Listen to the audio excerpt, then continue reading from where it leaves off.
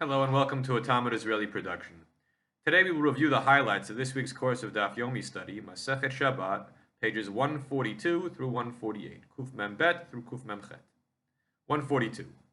Amar Rabbi Oshia, Shachach Arnaki Bachatzer, if a person forgot a wallet in an exposed area in a courtyard, and is afraid that that wallet will be stolen, Maniach Aleh Kikaro Tinoko Metaltalah. Person is allowed to cover the wallet with a loaf of bread or a baby and then move the wallet. So a muksa item, which is in an exposed place, in danger of being stolen, can be moved by a stratagem, by a trickery of using a loaf of bread or a baby, which is a non-muksa item, to then pick up the muksa item. This seems to be a pretty big leniency. To this Rav Ashi responds, Lo amru kikaro tinok ela lamet bilvad, that the leniency of using a loaf of bread or a baby to move a muksa item cannot be used so cavalierly, but rather is only permitted to be employed if you need to move a dead body, a corpse, from an area where it might be exposed to decay. For example, if it's rotting in the sun and you want to bring the body into an enclosed area where it's shady so it won't decompose, you can use the kikaro tinok method. 143, Kuf Mem Gimel. The Mishnah tells us, Chavit shenishbara, if a cask of wine, barrel of wine, breaks, it is now having the liquid flow out and being lost. Matzilin heimena mazon shalosh sudot. You're allowed to quickly try to save some of this wine, a sufficient amount that you can drink at 3 meals, the typical Sabbath 3 meals. V'omer la'achirim, and you can tell other people, bo'u v'atzil lachem, come and save for yourselves, meaning let's rescue as much of this wine as we can. I can only save 3 meals worth, but you come along and help and you do your part, you save for yourself. Why was there ever any decree limiting the amount of wine you could save from this broken barrel as it is oozing and flowing out on Shabbat?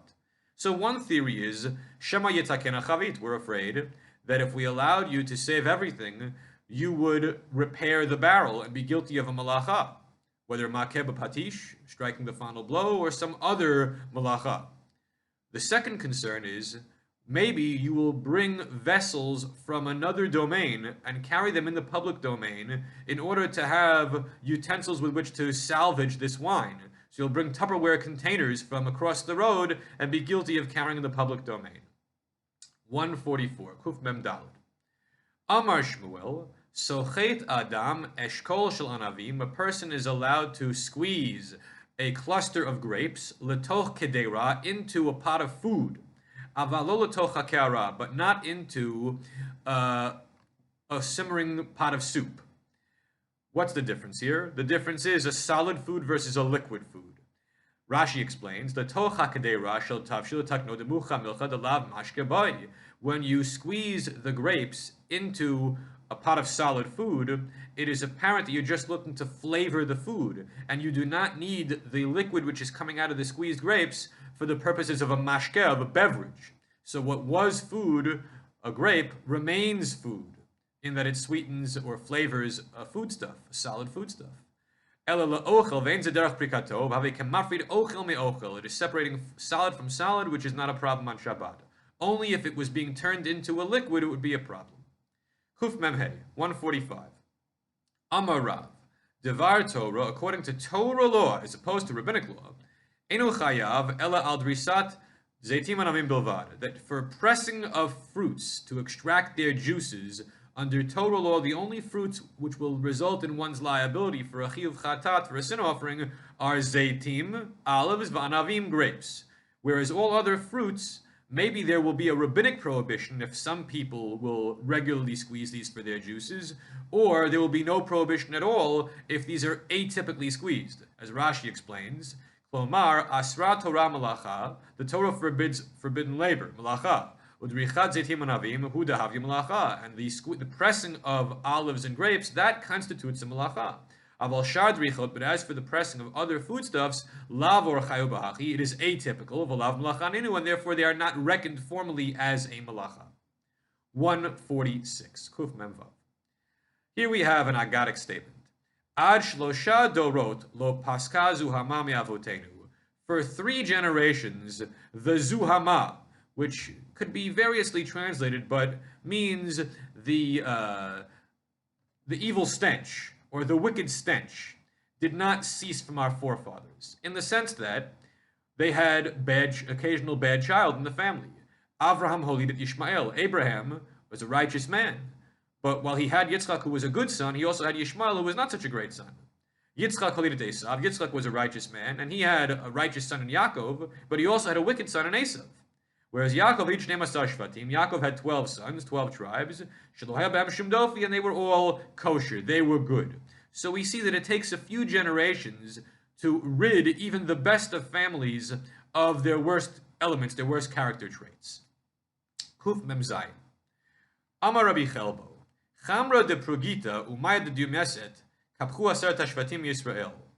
Rabbi Chelbo says that the wine of Prugita and the waters of Dumeset were so wonderful, were so enjoyable in a this-worldly sense. They were earthly pleasures, that when the 10 tribes of Israel who were part of the northern kingdom were exiled and could benefit from these wines and waters, they never wanted to leave. And thus they never came back to Eretz Yisrael. So indulging too much in the pleasures of this world, of the Olam Hazeh, can ruin your spiritual standing. To this, Rabbi Nehorai said, Havegol makom Torah, if a person has to be exiled, don't be exiled to a place of great waters and wine, where you're going to indulge in this worldly enjoyment, but rather exile yourself to a place of Torah study. And don't say it will follow you, you have to follow it. So if a Jew is compelled to be a diaspora Jew, to live away from Eretz Yisrael, let that Jew live in a place of a strong Jewish community, where there is Torah and mitzvot, not just a place where there happens to be enjoyable waters and wine. 148, Kuf Memchet. There is a concept that appears here in the Talmud, and appears only in a few other select places. Hanach li Yisrael, leave the Jews alone. Mutav shu shogegin vayuhu mezidin. Better they should violate the law unwittingly than to violate the law willfully. Meaning, there are times when a significant element of the community is in violation of the halakha. But the sages determined that if we were to tell them that they are guilty of some infraction, they wouldn't bother to change their behavior. That even if they knew, they would continue doing what they were doing. So, the better course of action is to let them not know anything. Let their transgression be inadvertent rather than be willful and defiant. Now, at first, the Gemara thought that this only holds true regarding rabbinic laws, as opposed to Torah laws where we would tell them to change their ways even if we suspected they wouldn't listen. But as it turns out, lohi. The Gemara says, lo shnam b'd'rabbanan, lo shnam b'd'oraita. It doesn't matter whether the law in question is a rabbinic law or a Torah law. If we suspect they're not going to change their ways, we leave them alone. Because the added time of Yom Kippur, the obligation to add some time at the beginning of Yom Kippur, on the late afternoon of the 9th of Tishrei, that is a Torah law. And yet we see in the community that there are people who eat and drink in violation of the fast all the way up to the moment of darkness. They do not abide by the mitzvah of Tosefet Yom Kippurim. And yet we don't say anything to them. We don't vigorously protest, which goes to show that the concept of mutav shu shogin vayom dezidin will even obtain when there are violations of Torah law. Everyone have a good week.